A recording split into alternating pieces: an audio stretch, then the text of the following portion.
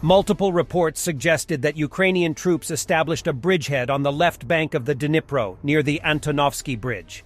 Ukrainian forces have crossed the Dnipro in the vicinity of the Antonovsky Bridge, and fighting is ongoing. Russian forces withdrew from areas to avoid encirclement.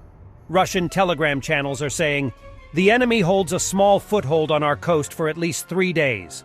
The units of the Russian armed forces withdrew from the area, as the constant action of enemy artillery and special operation forces of the enemy created a threat of encirclement of our forces.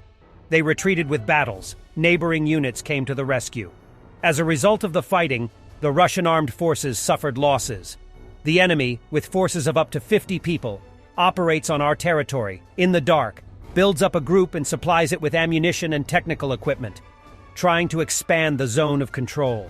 A short distance across the water does not allow prompt artillery strikes against enemy high-speed boats, and there seems to be heavy fighting near the Antonovsky Bridge in the Kherson region.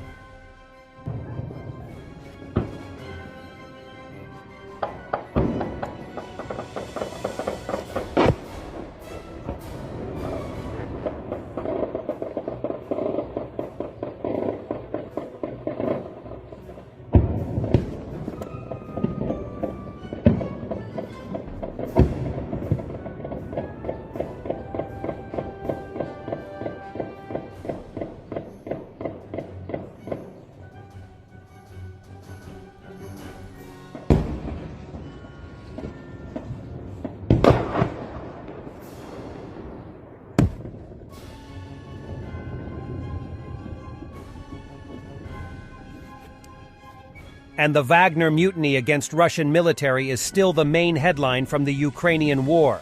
This is the footage from the crash site of the Il-22 airborne command and communication aircraft of the Russian Air Force, which was reportedly shot down by Wagner PMC forces, utilizing a Pantsir-S air defense system in the Voronezh region yesterday.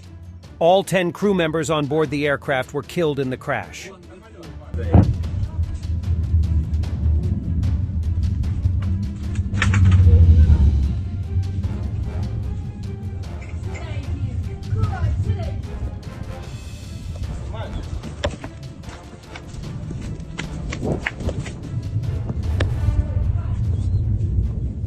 Он еще, видишь, что-то падает рядом месте.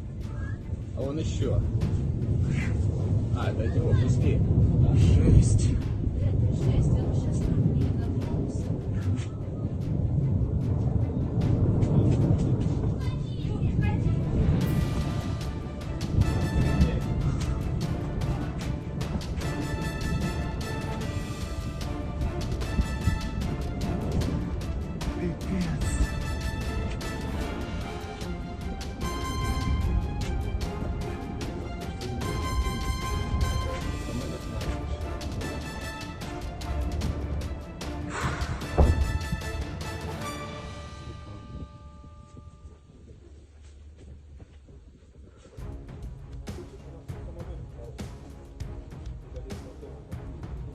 This is interesting. On the 29th of April, 2023, Prigozhin gave an interview saying they haven't thought about marching towards Moscow, although it's an interesting thought. From what we know now, their march was already being planned.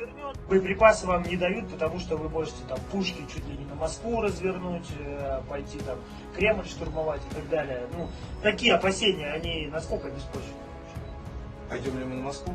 Ну, вот они говорят, ну как они, вот типа оправдывают, якобы, вот нельзя, ЧВК Вагнера, вот они достигли уже такой автономии, у Пригожина такие политические амбиции. Вот сейчас он возьмет свою, значит, эту частную армию, развернет и захватит власть в России. Да, Семен, смотри, по поводу похода на Москву. Мысль интересная, но не думали. Я не предлагал. Нет, ну да, я...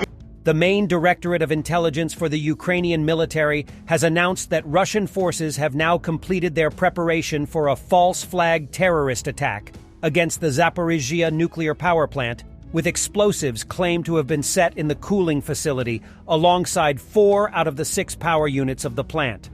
Russia might create a zone of nuclear catastrophe to prevent advancing of Ukrainian troops. in case it suffers losses on left bank of Dnipro River, or attacks the plant as a preventive measure to freeze the front lines in their current state, says Ukrainian intelligence chief Budanov, and added, "The situation has never been as serious as it is right now." Тому що катастрофа, на жаль, вже відбулася. Все, що можна сказати, це перше. Ця штучна техногенна катастрофа, терористичний акт і акт екоциду здійснений свідомо Російською Федерацією. Всі плітки, чутки про те, що може там було якось інакше, це все не відповідає дійсності.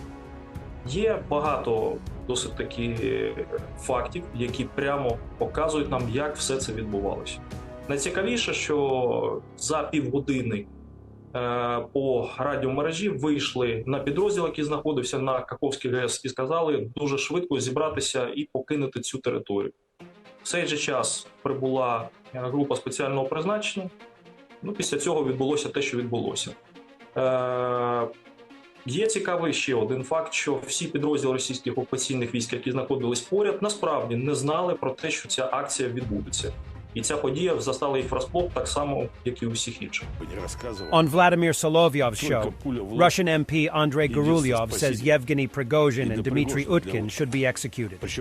There's no other option, he adds. Дело в том, что сегодня, что бы там кто ни говорил, какие-то басни бы не рассказывал, только пуля в лоб — единственное спасение и для Пригожина, и для Уткина. Причем они меня знают. Они знают, что я отвечаю за каждое свое слово. Другого варианта нет. I fight for my family, for my land, for my friends, and for the future of my country. This is how Ukrainian tank crews have been mastering the Challenger 2 tank. And I've been sitting in the tower and the trailer watching the engagements, and they are really, really good.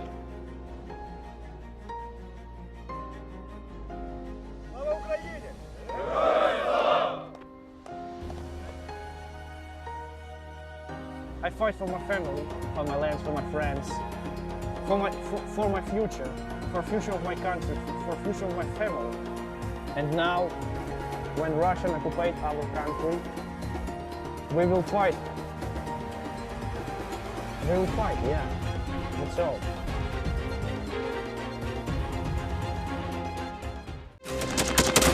Thanks for watching, and don't forget to subscribe.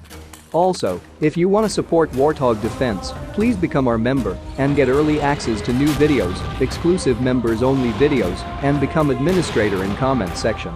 The membership link is in the description. Every day. We had a guy last week, it's 6 rescues in 6 days. He's doing the job every day.